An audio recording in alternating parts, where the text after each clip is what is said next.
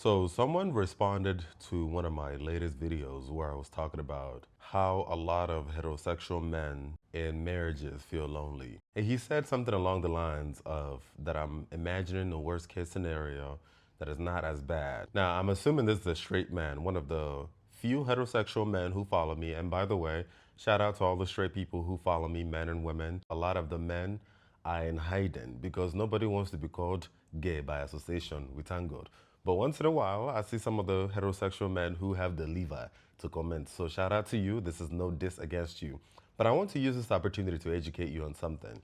You might be blessed or lucky enough to be one of the heterosexual men who are in successful, healthy relationships with women, where a lot of the things that I mentioned in that video does not necessarily pertain to. But that does not negate the fact that there are other men who can relate to what I talked about in that video and have no voice whatsoever. Matter of fact, I'm going to go an extra mile and explain to you. Before Jesus was born and all throughout his life, there were people who were living there comfortably. They ate very well. They were very comfortable with the way things were back then. They were living that high and trife life. They were the embodiment of excellence, whatever excellence was back in Nazareth or Jerusalem. Yet, Jesus still came for those who were heavy burdened. Sort of like how 99 of those sheep were very comfortable, yet the shepherd set out to find that one lost sheep, even though the rest of the sheep were very comfortable. And one of the most comfortable people was so threatened by Jesus' presence that he tried to unalive Jesus as a baby, King Herod, Abiherod.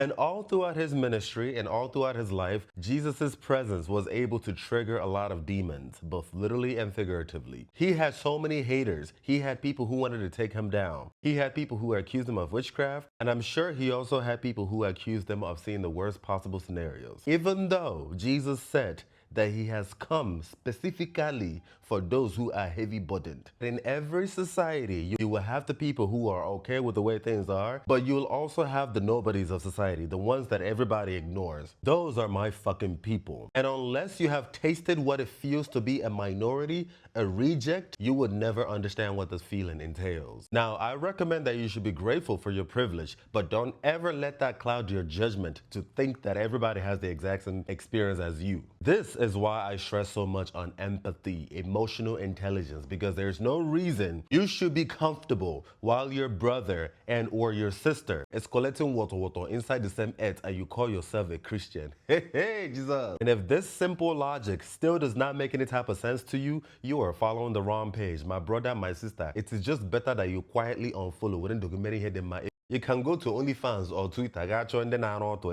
enjoy.